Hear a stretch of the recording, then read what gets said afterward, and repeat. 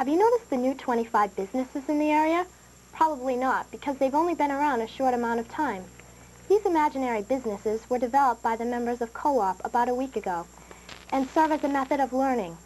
The objective is to allow students the time to learn more about their chosen businesses, most likely the field they plan on entering after high school. Students work on advertising methods and are on their way to making a 12-page business plan that would be given to a bank in the event of taking out a loan. This will be an important final grade for the students. To enhance the students' knowledge, Co-op Director Bob Roach arranges an area business person to speak to the class about once a week. This speaker represents a business similar to the one of a co-op student developed last Thursday. The class heard from Mrs. Pat Consalvo of Primrose Path of Kennebunk on owning your own business. Lisa? Recently, the Anatomy and Physiology class at Wells High School observed the spading of a cat at the Wells Veterinarian. The class decided upon this trip to give them an introduction to the dissecting they will be doing in the future. Although the class observed the veterinarian working with a live cat, the class itself will be working with a deceased cat. The class felt that watching the procedure, from putting the animal under, making the incision, and seeing the ovaries removed was a great experience, something which will give them the incentive to get a look at their future career possibilities. Steph? Students in Bonnie Cousineau's think tank classes will be exposed to quite a bit of outside influence.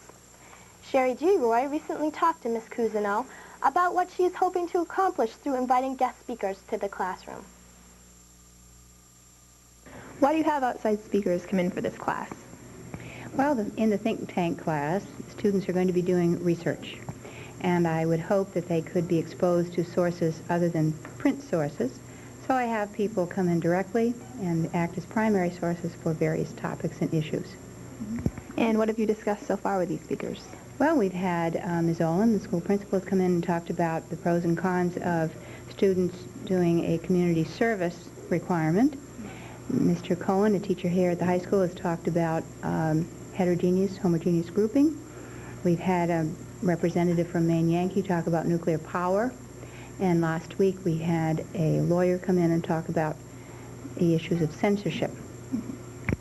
What topics do you think you'll discuss in the future? Many. Students have been very interested in the right to die issue. They're very interested in environmental issues. And so we'll have several speakers, we hope, addressing such topics. Well, it sounds like it's going to be a busy year for these students. You bet. This has been Sherry DeRoy for Wells High FYI. Now back to the studio. Attention all bird watchers. Cancel all of the plans for this Saturday, November 17th. Bridget Collins will be conducting a field trip along the coast from Perkins Cove to Seaport Beach to explore the coast for early winter birds. Anyone interested should meet at the Perkins Cove parking lot and should come prepared for a good amount of walking in cold weather. Steph? You don't need to be Hansel or Gretel to join the new classes sponsored by the Adult Education Program. Students will design and make their own Labkuchen Hauschken. Still confused? Let's clear things up. A 3-week course will be offered on constructing your own gingerbread house. They're 100% edible, right down to the trees, fences, and stained glass windows. You can either eat them at the end of the holiday season or pack them away for next year. The class begins on Monday, November 19th from 6 to 9 p.m. Lisa? 0% is what faculty and students have seen of the Percent for Art project that was supposed to appear last week. FYI correspondent Jen Nero had a chance to speak with art teacher Mrs. Vanessa White Capilouti about this project. What is your role in setting up this project? My role has been to function as the chairperson for the Percent for Arts project, and that means that I mostly act as a liaison between the artists and the Maine Arts Commission and the community, people on the committee here at Wells High School. When were the plaques originally supposed to go up? By the artist contract, they were supposed to have gone up the last week in October or the first week in November, so we're running a little behind schedule right now. What types of complications were there? Well, the artwork is completed. I've been in contact with the artist, and she has finished the work.